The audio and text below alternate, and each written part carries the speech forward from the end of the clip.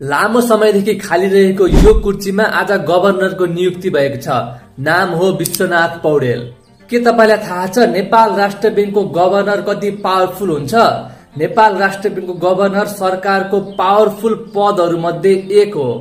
तपाईको पैसा सस्तो वा महँगो बनाउन सक्ने, निर्णय गर्न सक्ने क्षमता गभर्नरसँग हुन्छ। देशको गभर्नरले के गर्न सक्छ? आउनुहोस् जानौं आजको यस भिडियोमा। गभर्नरले मोनिटरी पोलिसी बनाउँछ। गभर्नरले ब्याज दर बढाउन वा घटाउन सक्ने क्षमता राख्छ। अर्थात तपाईको ईएमआई मा प्रत्यक्ष असर पर्न सक्छ र तपाईलाई नयाँ घर र गाडी किन्नको लागि सजिलो वा गाह्रो बनाउन सक्ने क्षमता पनि गभर्नरसँग हुन्छ। महँगी बढाउन वा घटाउन सक्ने क्षमता पनि गभर्नरसँग हुन्छ। अर्थात तपाईको त्यो 1000 को नोटले के किन्न सक्छ, के किन्न सक्दैन, त्यो निर्णय गर्न सक्ने क्षमता पनि गभर्नरसँग हुन्छ। नेपालको पुरै बैंकिङ सेक्टर नै गभर्नरको हातमा हुन्छ। अर्थात बैंकिङ सेक्टरलाई रेगुलेट गर्ने काम गभर्नरले गर्छ।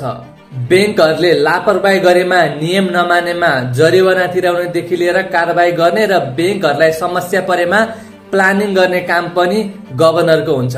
त्यस्तै गरी foreign reserve, import export, exchange rate देखि लिएर शेयर मार्केट पनि गभर्नरको हातमा हुन्छ। अर्थात कुनै पोलिसी ल्याएर शेयर मार्केट बढाउन अथवा कुनै आदेश दिएर शेयर मार्केट घटाउन सक्ने क्षमता गभर्नरसँग हुन्छ। र सबैभन्दा मुख्य कुरा, तपाई हाम्रो नोटमा सिग्नेचर पनि गभर्नरकै हुन्छ। अर्थात नेपालको करेन्सी सिस्टम।